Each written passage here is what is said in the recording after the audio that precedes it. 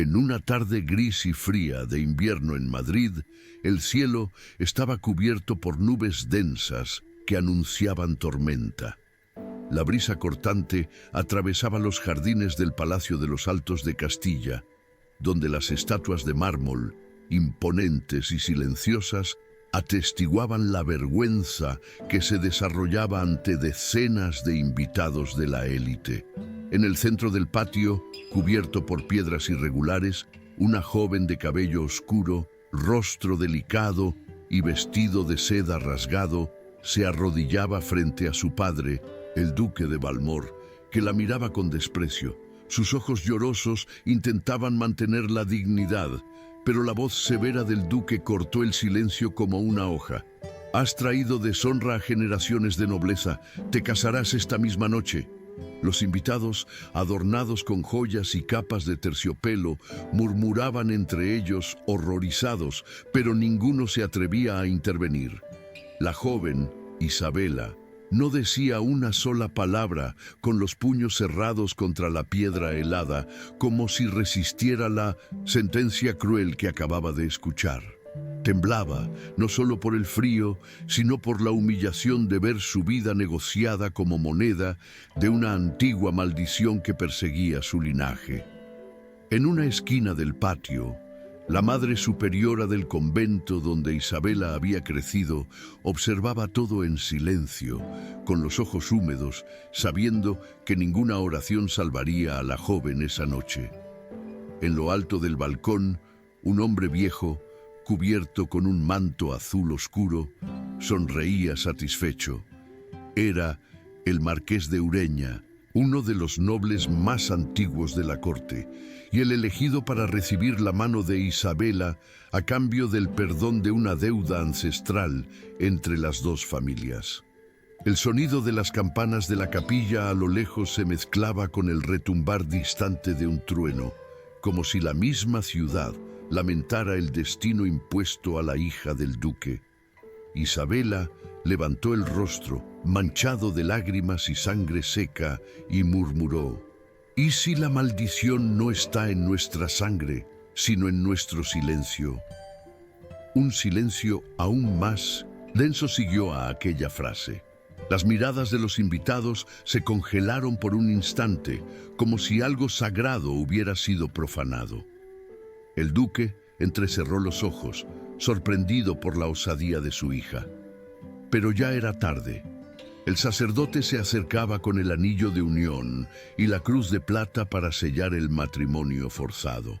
El vestido de Isabela, antes blanco como la nieve, ahora se arrastraba sucio y rasgado por el barro del suelo, reflejando la ruina no solo de su libertad, sino del inicio de una historia que comenzaba justo en ese momento.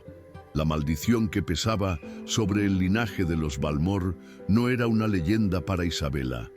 Desde niña escuchó susurros sobre las hijas primogénitas que nunca encontraban el amor verdadero. A los 7 años presenció cómo su tía Leonor fue llevada por la fuerza a un convento tras negarse a un matrimonio arreglado.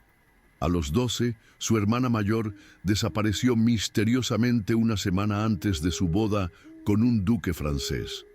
A Isabela le tocó cargar sola con el peso del destino familiar. Criada entre salones dorados y vestidos de terciopelo, conocía bien el sabor amargo del lujo vacío. Su madre había muerto al darle a luz, y su padre jamás le dirigió una palabra de cariño. Solo órdenes, expectativas y el silencio gélido de una casa donde el poder valía más que el afecto. A pesar de la rigidez del ambiente, Isabela halló algo de consuelo en sus paseos solitarios por los jardines del convento de Santa Carmela, donde fue educada por las hermanas. Allí leía en secreto los diarios antiguos de mujeres que habían vivido vidas de opresión, pero también de resistencia. La monja más anciana, Madre Renata, se convirtió en su confidente y guía silenciosa. «La libertad empieza cuando dejamos de temer el castigo», le dijo una vez al verla llorar tras una de las frías visitas de su padre. Isabela creció dividida entre el miedo al castigo y el deseo desesperado de romper el ciclo. Era una joven inteligente, culta, pero prisionera de cadenas, invisibles, que le impedían respirar en paz. El marqués de Ureña, por su parte, era el retrato encarnado del rencor. Hombre de negocios oscuros y reputación impecable en la corte, había esperado décadas para vengarse de la humillación que su padre sufrió a manos de los Valmor. Al exigir el matrimonio con Isabela, no buscaba amor ni alianza. Quería control, sumisión, la lenta destrucción de todo lo que el duque más valoraba. Isabela era la pieza de un juego sucio que nunca eligió jugar. Aún así, mantenía los ojos firmes y la boca cerrada, negándose a llorar frente a él. Su mayor temor no era el dolor físico, sino la pérdida total de sí misma.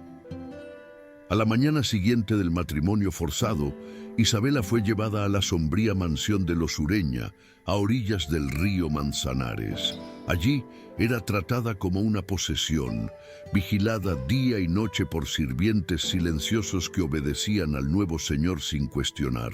Sus pedidos eran ignorados, sus cartas censuradas. Durante días permaneció en silencio, sentada junto a la ventana, observando el tiempo pasar mientras la ciudad seguía viva allá afuera. Hasta que, una noche lluviosa, escuchó una canción proveniente del establo. Curiosa, bajó en silencio, cruzando los pasillos oscuros hasta encontrar a un joven con el rostro manchado de barro, cantando suavemente mientras cuidaba a un caballo herido. Se llamaba Tomás, hijo bastardo de una campesina y de un antiguo criado de la familia Ureña. Había sido aceptado como mozo de establo solo por compasión de un tío lejano, pero vivía al margen, siempre evitando llamar la atención. Era ciego de un ojo, fruto de una golpiza que recibió a los 12 años al ser acusado injustamente de robo. Isabela lo observó en silencio durante largos minutos. Había algo en la forma en que acariciaba al animal, en la ternura de sus gestos, que la conmovió profundamente. Por primera vez en semanas, sintió algo que no fuera miedo o rabia. Cuando él la vio, bajó la cabeza, avergonzado. «Perdón, señora, no, sabía que alguien más estaba aquí». La voz de él, simple y sincera, desarmó a Isabela. En lugar de mandarlo callar o salir, se acercó y preguntó el nombre del caballo. «Le llamo Esperanza», respondió Tomás. Esa palabra resonó fuerte dentro de ella, como si algo finalmente se quebrara en su pecho. En los días siguientes, Isabela volvió al establo bajo distintos pretextos. Poco a poco comenzaron a hablar, a compartir historias de infancia, secretos guardados, heridas abiertas. Él hablaba con respeto pero sin miedo. Ella lo escuchaba como nunca había escuchado a nadie antes. Era como si, en medio de la prisión de su nueva vida, encontrara allí un rincón secreto de libertad y afecto. Una tarde, Tomás le mostró una caja de madera con pequeñas figuras talladas a mano, mujeres con alas, caballeros sin espadas, madres con hijos en brazos. Mi madre decía que cada figura representa una parte de lo que perdimos, dijo, entregándole una pequeña escultura de una joven arrodillada, como si rezara. Isabela sostuvo la pieza con cuidado, con los ojos llenos de lágrimas. Ese objeto tan simple contenía más humanidad que todas las cenas nobles que había vivido. Desde ese día, volvió a escribir en su diario con la pluma que Tomás le había dado. Era una forma de resistir, de recordar quién era antes del silencio forzado. Pero la cercanía entre ellos pronto despertó la ira del marqués. Uno de los criados le advirtió que Isabela pasaba demasiado tiempo en el establo. Una noche, sin aviso, el marqués bajó con furia y atacó a Tomás con un látigo, acusándolo de corromper a su esposa. Isabela intentó detenerlo, gritando, llorando, colocándose entre ambos. Fue empujada al suelo, el rostro cortado por el anillo de oro del esposo. La sangre corrió caliente por su barbilla, pero no retrocedió. Esa noche, Tomás fue encerrado en los sótanos de la mansión. Y Isabela, por primera vez, se atrevió a escribir una carta al rey, denunciando los abusos del marqués y pidiendo un juicio justo. Mientras esperaba respuesta de la corona, los días se volvieron insoportables. El marqués intentaba obligarla a firmar un testamento que lo favorecía en caso de su muerte. Ella se resistía, sostenida por los recuerdos de Tomás y las palabras escritas en su diario. «No pueden matar lo que se niega a arrodillarse», escribía entre lágrimas. En secreto, comenzó a sobornar al carcelero del sótano con monedas y promesas, hasta convencerlo de permitir que Tomás escapara. En la madrugada del 1914 día de cautiverio, el joven salió por la parte trasera, cubierto por un manto de barro y miedo, llevando solo la pequeña caja de esculturas como recuerdo. A la mañana siguiente, el duque de Balmor fue llamado al Palacio Real.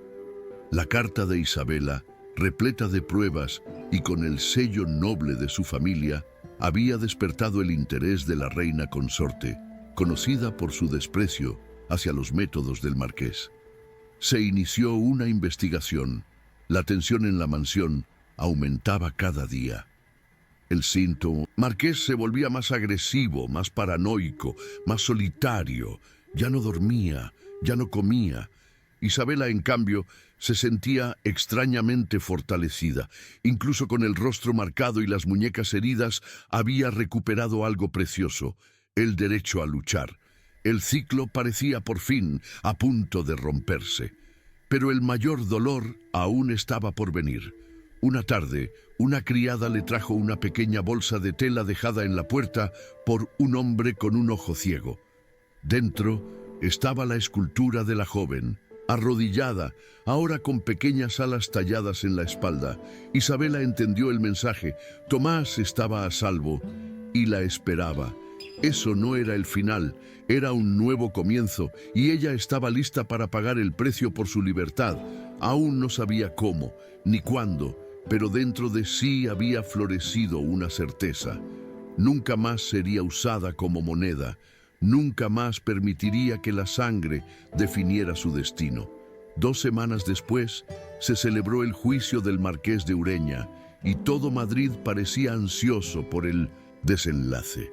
En el salón dorado de la audiencia real, Isabela entró con el rostro aún marcado por la violencia, pero con la mirada firme. Vestía un traje negro sencillo, sin joyas, sin adornos, solo la dignidad de quien se negaba a seguir callando. Al ser llamada a testificar, cruzó el salón con pasos decididos. «Durante generaciones nos enseñaron a callar. Hoy decido hablar no por mí, sino por todas», declaró. El murmullo en la sala fue apagado por la voz del juez principal, que la animó a continuar. Y así, Isabela narró todo: el matrimonio forzado, los abusos, la prisión de Tomás y las amenazas que había recibido. Mientras hablaba, el duque de Balmor observaba desde la primera fila, pálido, derrotado, incapaz de mirar a su hija.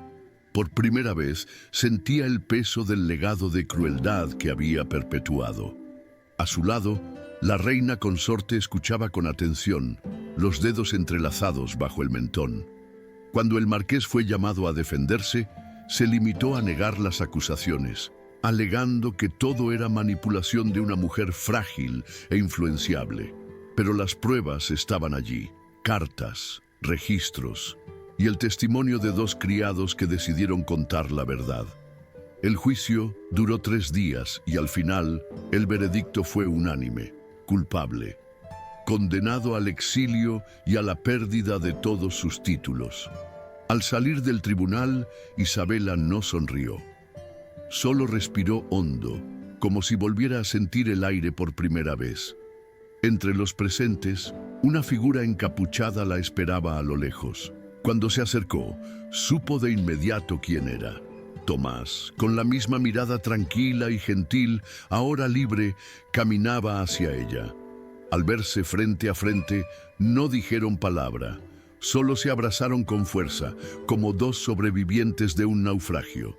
El duque, observando desde lejos, dejó caer una lágrima por la hija que finalmente se liberaba y por el hombre que él nunca se atrevió a ser.